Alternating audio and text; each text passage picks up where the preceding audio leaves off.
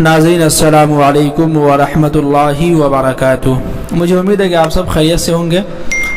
नाज़रीन, आज हम जो है क़िस्से के साथ आपके सामने हाज़िर हो रहे हैं। बहुत ही दिलचस्प और बहुत ही अजीब व गरीब वाक़या है। सुनिएगा, बहुत ही दिलचस्प और बहुत ही आमोज़ और अच्छी कहानी है। ज़रा सुनिएगा गौर से कि एक मरतबा जो है अबू नस्र अस्सय्याद नामी एक शख्स अपनी बीवी और एक बच्चे के साथ गुर्बत व अफलास की ज़िंदगी बसर कर रहा था।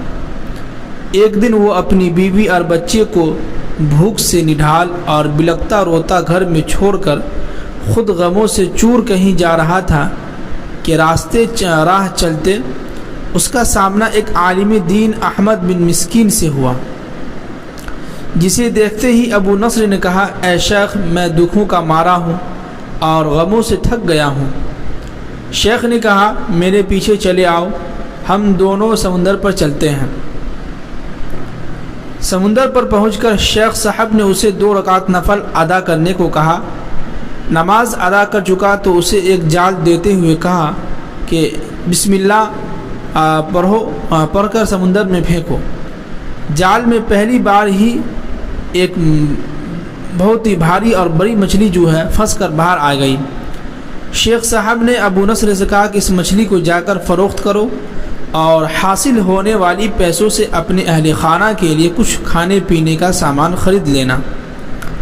अबू नस्र ने शहर जाकर मछली फ़रोख्त की। हासिल होने वाले पैसों से एक कीमे वाला और एक मीठा पराठा ख़रीदा और सीधा शेख अहमद बिन मिस्कीन के पास गया और उनसे कहा कि हज़रत, इन पराठों में से कुछ लेना कबूल कीजिए।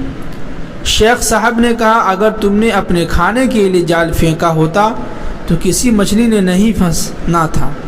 मैंने तुम्हारे साथ नेकी गोया अपनी भलाई के लिए की थी, ना कि किसी उजरत के लिए। तुम ये पराठे लेकर जाओ और अपने अहले खाना को खिलाओ। अबू नस्र पराठे लिए खुशी खुशी अपने घर की तरफ जा रहा था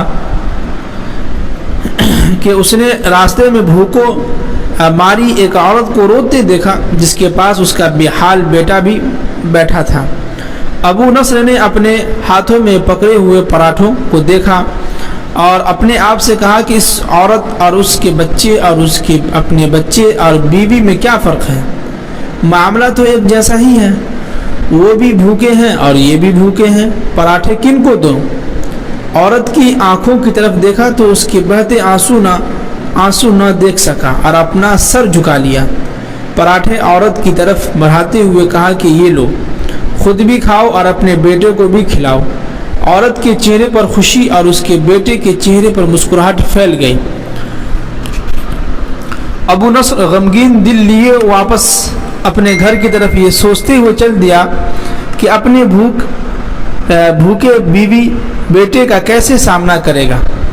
घर जाते हुए रास्ते में उसने एक मुनादी यानी आवाज़ देने वाले को देखा, जो कह रहा था कि है कोई जो उसे अबू नस्र से मिला दे यानी मुलाकात करा दे। लोगों ने मुनादी वाले से कहा कि ये देखो तो यही तो है अबू नस्र।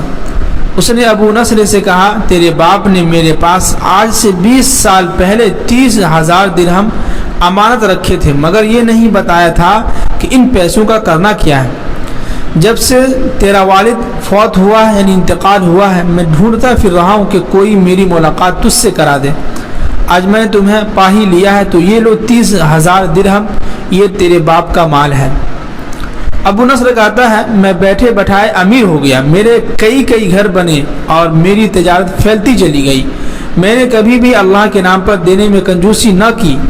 एक ही बार में शुक्राने के तौर पर हजार दिरहम सदक़े दे दिया करता था। मुझे अपने आप पर रश्क आता था कि कैसे फराख दिली से सदका खैरात करने वाला बन गया हूँ। एक बार मैंने ख्वाब में देखा कि हिसाब किताब का दिन आ पहुँचा है और मैदान में तराजू यानी कि रख दिया गया है। मुनादी आवाज़ देने वाला आवाज़ दी कि अबू नस्र को लाया जाए और उसके गुनाह व सवाब तौले जाएं, वज़न किए जाएं।